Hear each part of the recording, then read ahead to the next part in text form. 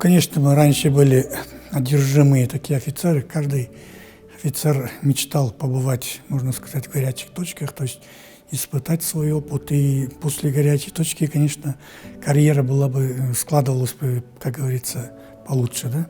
Ну, в Монголии служил, где-то полгода прослужил.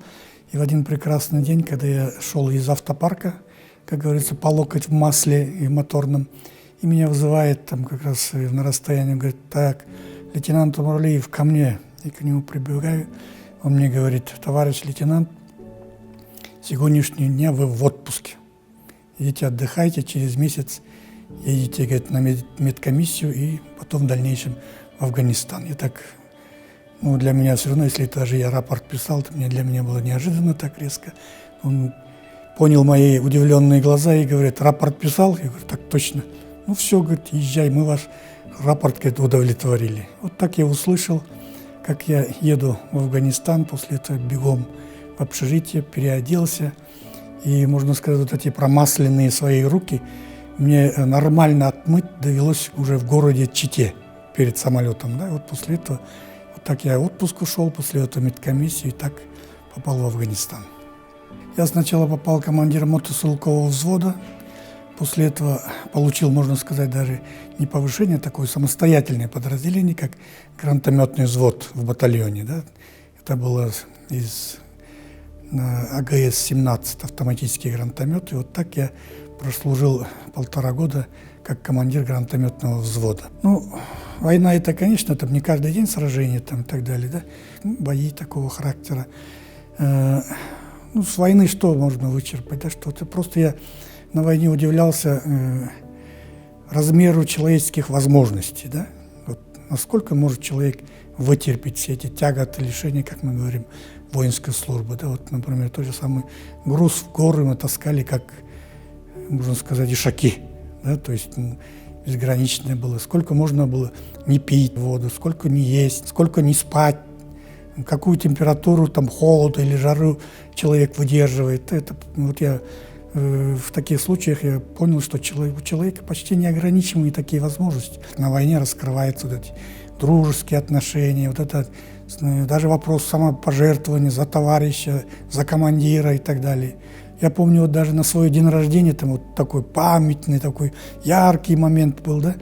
У меня день рождения был, первый день рождения я встретил там 16 штук конфет. То есть как раз мы в рейде были 16 человек, то есть я и мои солдаты, 15 человек было. Вот мы лежали там на засаде, потом вышли на блокпост, как раз у меня день рождения было. Тогда, помню, там, говорит, ну, чем, да, и порылись в мешках, у одного солдата в пакетик такой, югославские конфеты были. Там, как раз, 16 штук было, как раз каждому по одной было, да, и мы вот в рот закинули, лежали, мечтали, что вот я приеду, вот, например, наемся, напьюсь, умоюсь, там, и так далее. Вот такие мечты были вот первые. Второй день рождения было так вот, так тоже памятное. Почему? Потому что как чудо было, да, вот тот день рождения был, как раз я утром, ко мне стучатся, там, ложкой там, по БТРу, там, я лежал, читал, и товарищ лейтенант, к столу, говорит, да, к столу. Я говорю, ну, ладно, говорю, книжку отложил, вышел, там, говорит, солдат мне на руки наливает воду. И до этого где-то обстрел был с минометов, да. И вот я руки мою, и шелест мины, да, вот как он летит. Вот не успели, когда вот мина прямо на тебя летит, шелест, он быстрее звучит, да, вот. Когда пролетает, он такой истяжающий звук, да, не долетает, там какой-то гасущий звук, ну, чувствуешь, как куда мина. И вот эта мина, прям такое ощущение, как будто на тебя летит, да. И мы не успеваем отпрыгнуть. Понимаете? И вот эта мина падает, такой своеобразный шлепок, или так удар такой, чук, такой удар в гравий, там сухое русло было. И мы стоим, этот солдат на меня смотрит с чайником, я на него смотрю, я говорю, куда упало? Говорит, сзади, говорит, где-то метров 15. Поворачиваемся, идем, и эта мина воткнулась и не взорвалась. Вот на мой день рождения. И вот у меня долго этот холстовик от этой мины, как сувенир, я с собой таскал. То есть, может быть, я даже в одно день рождения 2 раза родился, да? И это приятные такие случаи продолжились.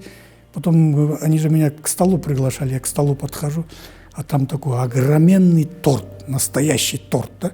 с розочками, написано «С днем рождения, командир», кремом, да, таким натуральным кремом.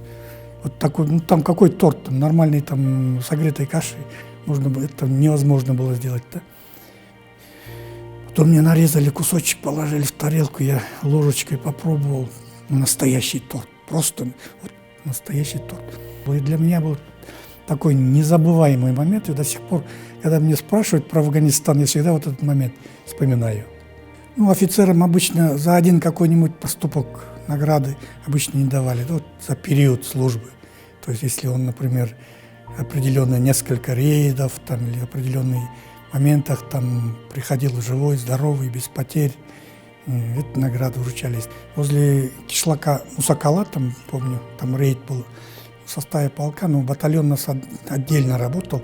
И вот как раз управление батальона попал под обстрел, и вот тоже такой момент был тяжелый, можно сказать. Но я как раз на выгодном положении был. Из своих гранатометов я прикрыл, можно сказать, доступ боевиков. То есть они поняли, что мы можем их достать. И дальнейшее, можно сказать, намерение там, напасть на командный пункт батальона, я, можно сказать, предотвратил. И вот тогда, наверное, комбат расщедрился, можно сказать, и представил меня к награде. И вот тогда помню тоже один такой момент, со мной тоже служил парень из Кыргызстана, то есть старший лейтенант тогда был, и сейчас, ну, полковник уже в отставке, там, Токтогонов такой. Вот помню, как я вот с бинокля, не с бинокля, а так я видел, что он как отстреливался он, да, вот, он с среднего люка БТРа вылез, вот, отстреливался автоматом, и туда из крупнокалиберного пулемета, в ДШК, да, пуля попала, там, он, наверное, разрывной какой-то, ну, как он попал, там дым пошел, прямо вот где этот люк, да, думал, блин, все. То есть вот по-настоящему, можно сказать, за него мне страшно стало, думаю, елки-палки. А он еще единственный сын был у родителей, да, там остальные все дочки были. Я помню, как он рассказывал, как отец дорожит своим вот единственным сыном. Мне так страшно стало. Ну, слава богу, пуля пролетела между автоматом и локтем, в броню попала, и чуть-чуть его посекло, так даже он в госпиталь не поехал. Это было такое, после этого такое приятное такое удивление. И, слава богу, я всегда говорил, там, у меня во взводе 4 раненых, там, и один таким заболеванием желудка, можно сказать, был, да.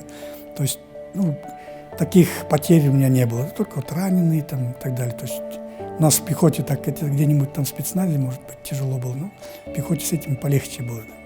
Все равно, наверное, может, мы даже родились военными, и когда все это опасность, все вот это развеется, и гордость, можно сказать, за себя, что-то вот такое проходишь, что это твоя история, поэтому я думаю, что дальше вот этого момента, например, что жалели о выборе профессии, не было. Да? Я уже не помню, как сильно было страшно, да?